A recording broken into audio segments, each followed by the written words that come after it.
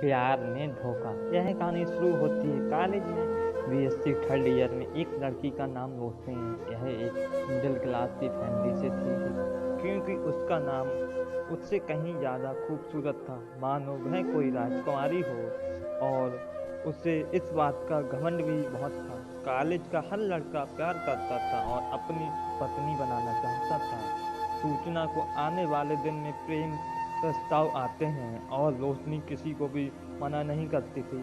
अपनी अपनी सुंदरता का उपयोग भी करना भी आता थारो सारी कि कॉलेज के लड़कियों के साथ घूमने की बात किसी को कानो कान खबर नहीं होने देती थी कि वह सभी से रिश्तों में रहती और वह रोज किसी न किसी के साथ होटल और पार्टी में जाती। उसी के साथ उसी की क्लास में एक नाम रोहित नाम का लड़का भी था। वह देखने में ठीक ठाक दिखता था और रोशनी को मन ही मन में बहुत प्यार करता था, पर कभी अपने प्यार का इजहार नहीं कर पा रहा था। रोशनी को रोज किसी न किसी लड़के के साथ हंसी मजाक करता था। परीक्षा का आखिरकार क्या दिन रोहित ने भी आज लिया था कि तो मैं रोशनी से अपने प्यार का इजहार करके ही रहूँगा। और फाइनल कर हिम्मत जुटाकर अपने प्यार का इजहार करने के लिए उसके पास ही था कि उसने देखा कि रोशनी अपने कई दोस्तों के साथ खड़ी थी। तो फिर रोहित ने हार मान ली और वह घर पर चला गया। पर उसे पूरी रात ज़रूरत नहीं है कि आई, बस उसने अपनी लव स्टोरी के बारे में सोचा नहीं रहा था कि भाई अपने प्यार का इजहार करे तो कैसे करे। और धीमी आवाज़ में कहा हेलो। आगे से रोहित की आवाज़ नहीं निकली और रोशनी ने फ़ोन काट दिया।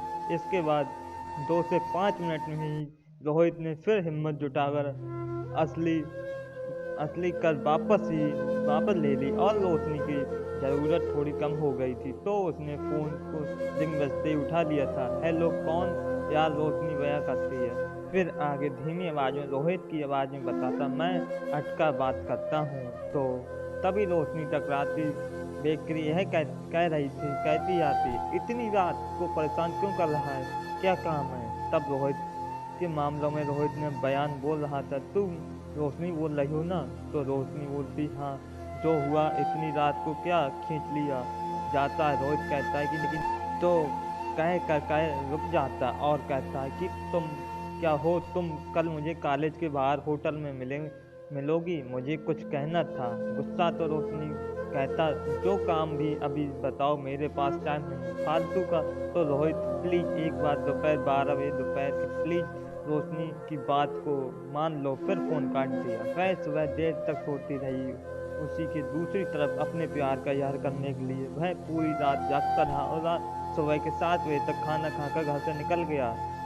12 बजे रोहित बार बार खड़ी घड़ी देखता और जब रोशनी आएगी अपनी दिल की बात बताएगी तो यह कहेगा कि वह नहीं हो रहा है। वह सुबह देर तक सोती रही। उसी की तरफ अपने प्यार को इजहार करने के लिए वह पूरी रात जागता रहा। वह 7 बजे तक खाना खाकर घर से निकल गया। 12 बजे रोहित बार बार घड़ी की ओर देखता और देखते रहे। जब रोशनी आएगी और अपने दिल की बात बताएगी तो वह कहेगा वह नहीं हो रहा है। 12:30 बजे रोशनी नहीं हुई।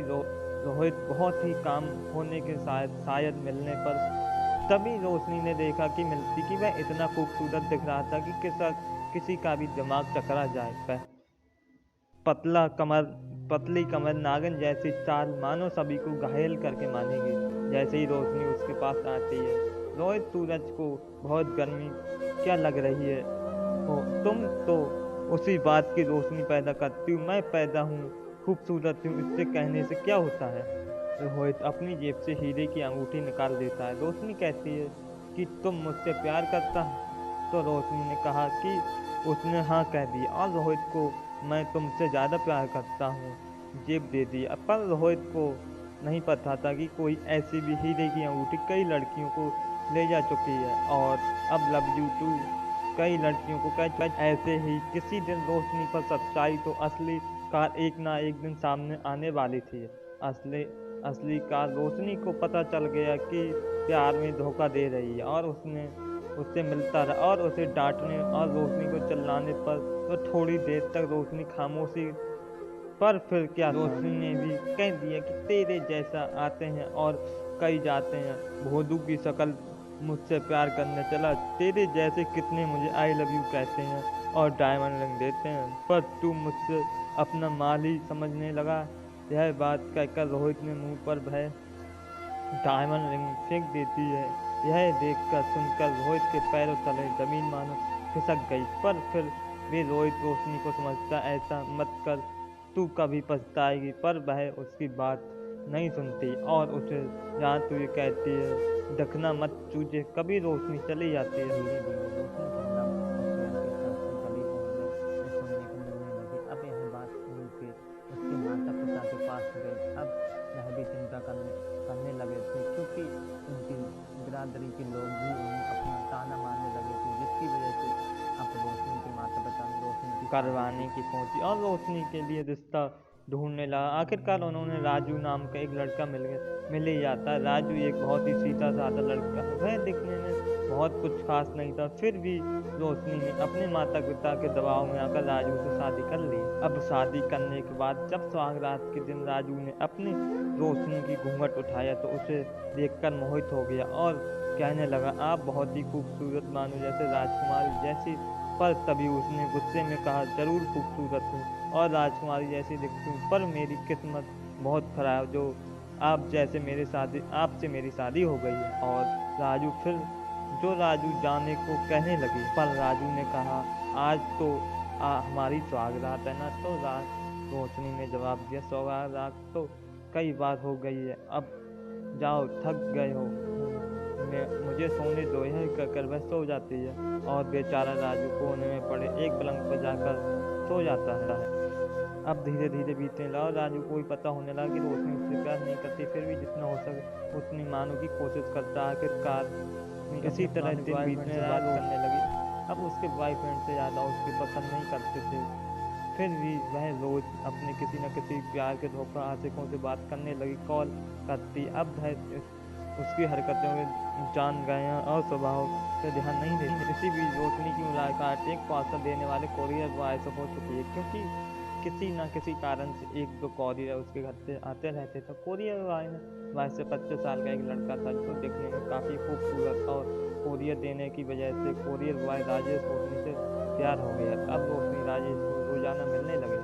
पर तुम्हारी तो शादी हो चुकी है, तो हमारी शादी कैसे हो सकती। तभी रोशनी जवाब दिया, तुम उसकी चिंता मत करो, मैं सब संभाल लूँगी। राजेश कहाँ माना करने वाला था, उसने भी हाँ कह दिया। राजेश ने रोशनी को आई लव यू कहा और उसने इसका जवाब आई लव यू टू में दे दिया। ऐसे ही मिलने मिलाने के दिन चल रहे। अब रोशनी ने एक दिन राजेश से शादी करने की बात जताई। जान मेरी बात सुन रहे हो, कोरियर बॉय ने राजेश से कहा। जान मेरी सुन रहा हो, तो मुझसे प्यार करते हो। तो उसी समय राजेश ने भी हाँ कह दिया। रोशनी ने कहा, अब हम शादी कर लेते हैं। राजेश ने कर लेते हैं। इधर उधर की बातें करने के बाद राजेश ने कहा, जान अगर हम दोनों शादी करेंगे तो कर लेंगे, पर हमारे पास इतना पैसा कहाँ से आएगा कि अपनी जिंदगी गुजार सकें। तो रोशनी ने राजेश के बाहों में पड़े और कहा, तुम चिंता क्यों करते हो मेरी जान, मैं सब अरेंज कर लेंगे। उस राज्य के पास जो पैसा है भाई, सब मेरा ही तो है। फिर क्या दोनों हमेशा के लिए हंसने लगे।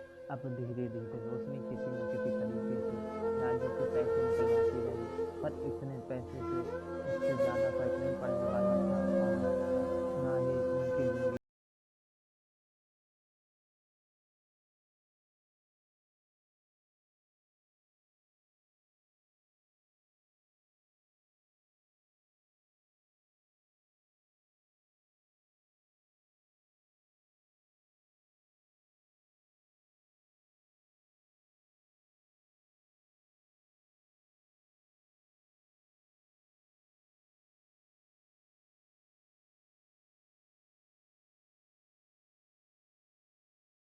राजू अपने ऑफिस पर जा रहा था, तभी रोशनी बोली, राजू जी मुझे आपसे कुछ कहना है। तो राजू ने कहा, कहो, आप क्या कहना चाहते हो।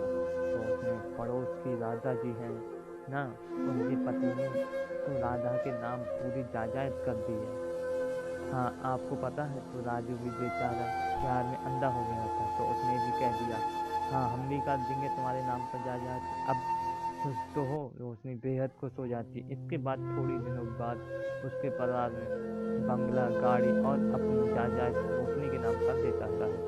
राजू धीरे धीरे कोरियर द्वारा राजेश से मिलना जुलना बढ़ गया। अब दोनों ने मर्यादाओं को रंग दिया। अब क्या था, एक दिन राजेश ने कहा कि अब क्या करो, तुम मेरे खाते में सभी पैसे डाल दो। रोशनी ने कहा क्यों, क्या हुआ? क्योंकि अगर इतना ज्यादा तुम्हारे बैंक खाते में होगा तो इनकम टैक्स भी कटेगा, ना तो कहीं कहीं ना कहीं तुम्हारा पैसा मेरे ही नुकसान होगा।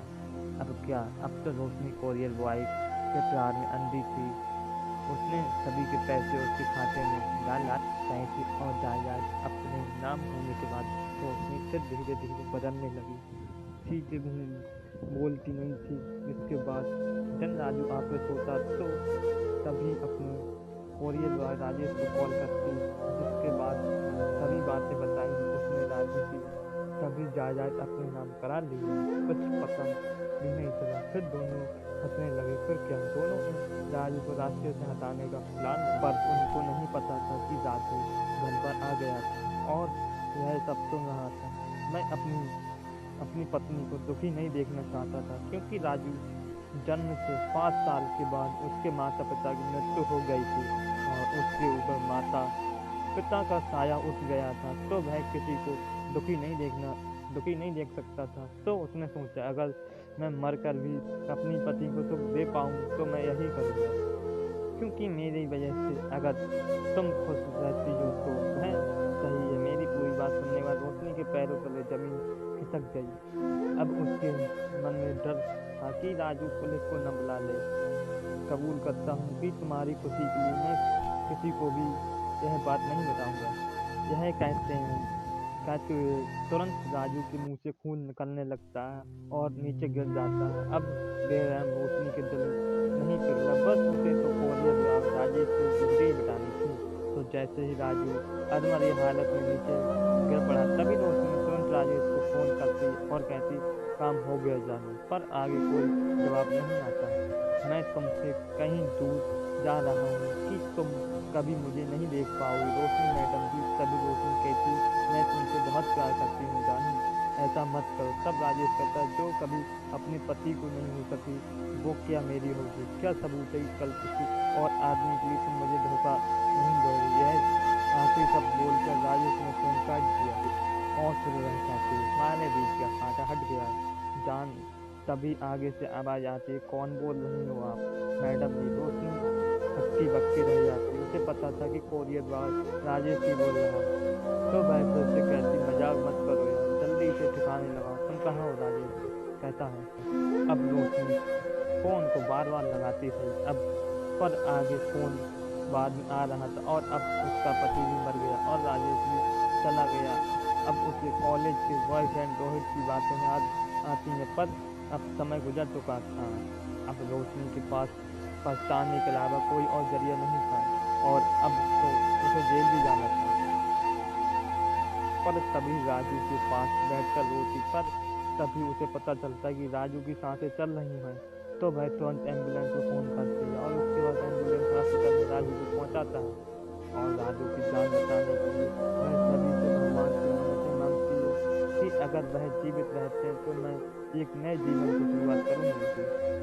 और ईश्वर उसकी बात भी सुन लेते। आखिर कड़ी मेहनत के बाद 5 दिन के बाद राजू को होश आता है और राजू से रोशनी माफी मांगती है और अपनी सभी गलतियों को लेकर बहुत शर्मिंदा होती है और फिर राजू भी इन सभी गलतियों को माफ कर देता है। इसके बाद उसकी नई जिंदगी की शुरुआत होती है। रोशनी बहुत सी बदल चुकी होती है, अब दिल से बस राजू को ही अपना प्यार मांगती है और अगर कोई उससे पूछता कि राजू से तुम इतना प्यार क्यों करती हो, तो वह यह कहती, एक बार तुम भी करके देखो, वही दुनिया है।